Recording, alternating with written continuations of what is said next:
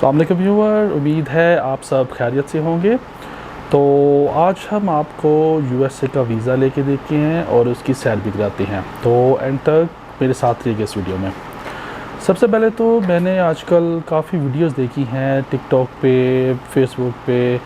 ये लोग जो कह रहे होते हैं कि यूएस वीज़ा के लिए आपको कोई बैंक स्टेटमेंट नहीं चाहिए, कोई पेपर नहीं चाहिए, जस्ट गो टू इंटरव्यू और वीज़ा ले लो। ये टोटली रॉन्ग है।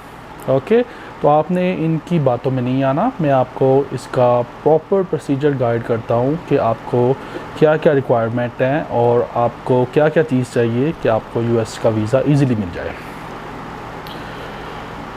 सबसे पहले हम बात कर लेते हैं ट्रैवल हिस्ट्री की। क्या आपके पास ट्रैवल हिस्ट्री है? नहीं है, चलें कोई बात नहीं, आपको फिर भी यूएस का वीज़ा मिल जाएगा। किस सूरत में मिलेगा? अगर आप कोई बहुत हाई प्रोफाइल जॉब कर रहे हैं, ठीक है, आपकी जो बैंक स्टेटमेंट है वो बहुत अच्छी है, तो इस केस में भी आपको यूएस वाले वीज़ा दे सकते हैं।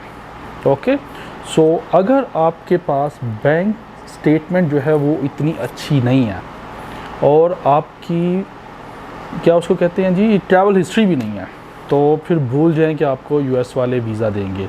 ये जो यूएस का वीज़ा होता है ये टोटली जो होता है ये एक इंटरव्यू बेस्ड होता है। लाइक इसी तरह है कि आप जा रहे हैं जी जॉब, इसमें यह है कि आप जा रहे हैं जी जॉब इंटरव्यू के लिए, ठीक है, आप इसको एज अ कंसिडर कर लें, जॉब इंटरव्यू के लिए जा रहे हैं। जो सामने काउंसलर बैठा हुआ है, अगर वो आपसे सेटिस्फाई है तो आपको वो वीज़ा दे देगा, अगर वो सेटिस्फाई नहीं है तो आपको वो वीज़ा नहीं देगा, ठीक है जी। तो सबसे पहले इसमें एक चीज़ ये है कि आपको चाहिए DS form 160। Okay, US visa apply करने के लिए सबसे पहले आपको ये फॉर्म फिल करना है और ये फॉर्म इतना कोई डिफ़िकल्ट नहीं है, बहुत ही इजी टाइप का ये फॉर्म है, ठीक है। और आपको किसी भी एजेंट के पास जाने की ज़रूरत नहीं है इस फॉर्म को फिल करने के लिए। सो ये बहुत ही ईजी है।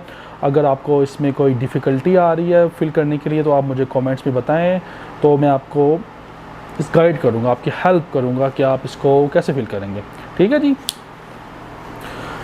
और जी अब हम बात कर लेते हैं जी इस फॉर्म के अंदर क्या क्या है जी। इस फॉर्म के अंदर आपका थोड़ा बायोडाटा होता है, आपकी फैमिली का थोड़ा उन्होंने पूछा होता है, आपकी ट्रैवल हिस्ट्री क्या है वो उन्होंने आपसे पूछी होती है, आपने यूएस में स्टे कहाँ करना है, आप किसी को जानते हैं कि नहीं जानते, ये नॉर्मल चीज़ें उसमें पूछी हुई हैं।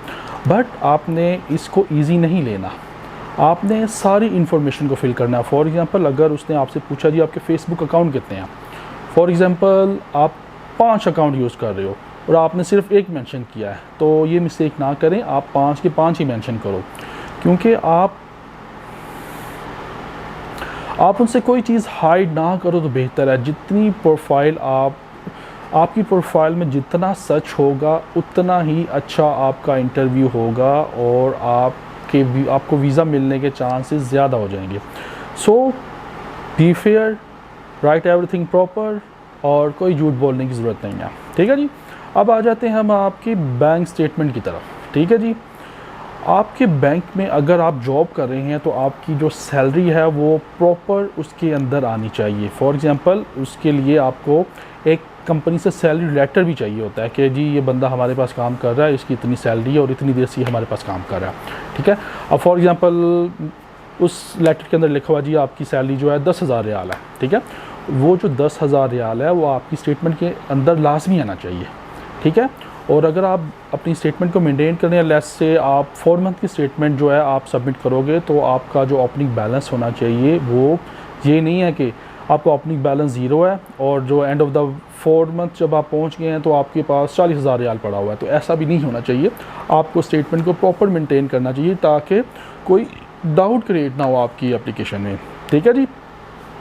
तो फॉर एग्ज़ाम्पल अगर आप अलोन हैं तो अगर लेट्स से 30,000 रियाल भी अगर आप मेंटेन करके 4 मंथ चलते हैं तो आपको ईज़िली स्टेटमेंट जो मतलब सॉरी आपको ईज़िली वीज़ा मिल जाएगा on the behalf of statement, क्योंकि और तो कोई डॉक्यूमेंट है नहीं, एक सिंपल सी एप्लीकेशन है और उसने ये देखना है कि आपके पास इतने फ़ंड्स हैं, अगर आपको वो वीज़ा दे और आप यूएस चले जाओ और आप अपने एक्सपेंस जो है वो बेयर कर सकते हो।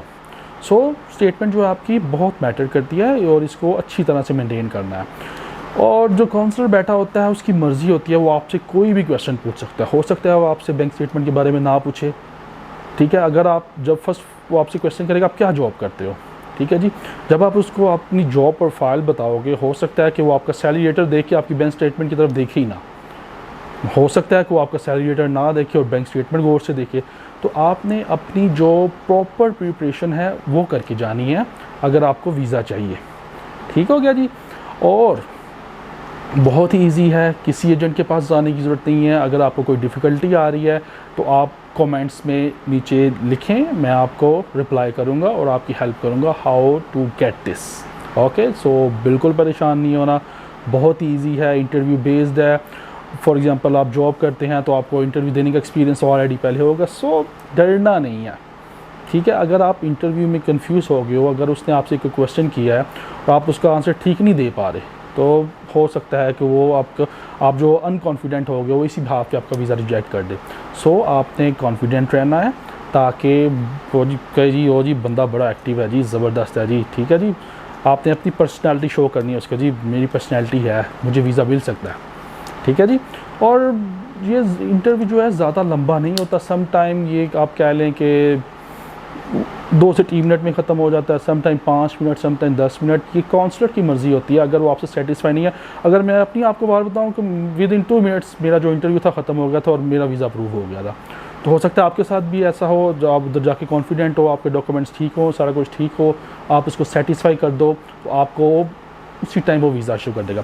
और सबसे मज़े की बात यह है कि आपको उसी टाइम पता चल जाता है कि आपका वीज़ा रिजेक्ट हुआ है या अप्रूव हुआ है।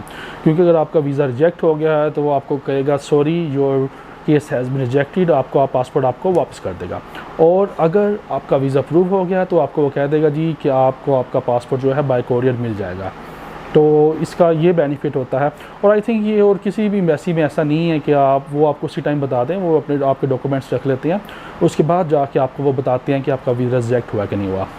ठीक है जी। ये तो आपकी शुरुआत थी USA का वीज़ा अप्लाई करने की। तो अप्लाई करें, बेफिक्र होकर करें, hope you will get the visa. Okay, तो अब हम आपको USA की सैर भी कराएंगे इंशाल्लाह नेक्स्ट वीडियो में। तो मेरा एक्सपीरियंस सॉरी हम आपको USA की सैर भी कराएंगे, आपको बताऊंगा कि मेरा एक्सपीरियंस वहाँ कैसा रहा, एक्सपेंसिव है नहीं एक्सपेंसिव, आपको कहाँ रहना चाहिए, क्या करना चाहिए, कैसे आप फिर सकते हैं, जो आपको मतलब आप अपना जो ट्रिप है उसको कैसे मैनेज कर सकते हैं, इसका आपको मैं आइडिया दूंगा। सो बी विद मी। इस वीडियो के लिए इतना ही। अल्लाह हाफिज़, अपना ख्याल रखिएगा।